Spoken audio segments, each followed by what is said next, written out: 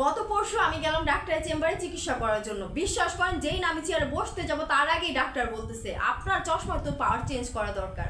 তো আমি বলতেছি কি ব্যাপার, আপনি জানলেন কিভাবে? তো ডাক্তার বলতেছে কারণ আপনি ঢোকার সময় এত বড় একটা দরজা দেখেন নাই, জানলা দিয়ে ঢুকছেন।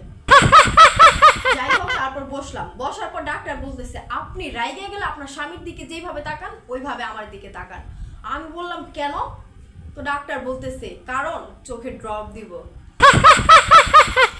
তো যাই হোক, গ্লাসের পাওয়ার বাড়ায় দিল ডাক্তার। এবার ডাক্তারকে জিজ্ঞেস করলাম আচ্ছা ডাক্তার, আপনি যে এই যে গ্লাসের পাওয়ারটা বাড়ায় দিচ্ছেন, এই চশমাটা পড়লে কি আমি বাংলা, ইংলিশ, ABCD সব পড়তে পারবো? তো ডাক্তার বললো হ্যাঁ, সব পড়তে পারবেন।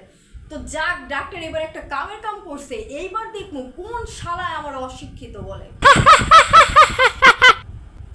যাই হোক, চোখের সমস্যার সমাধান হইলো। এবার ডাক্তারে বলতেছি ডাক্তার, আমি তো কানে কম শুনি, এটার একটা সমাধান হয় না?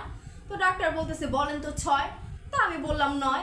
তো ডাক্তার বলতেছে কে বলছে আপনি কানে কম শুনেন, আপনি তো কানে বেশি শুনেন। তো এইবার আমি ডাক্তারকে বলতেছি এই যে ডাক্তার, আপনি যে খুব ভালো চিকিৎসা করেন এতে আমি খুবই খুশি, কিন্তু আপনার একটা বিষয় আমি খুবই অসন্তুষ্ট।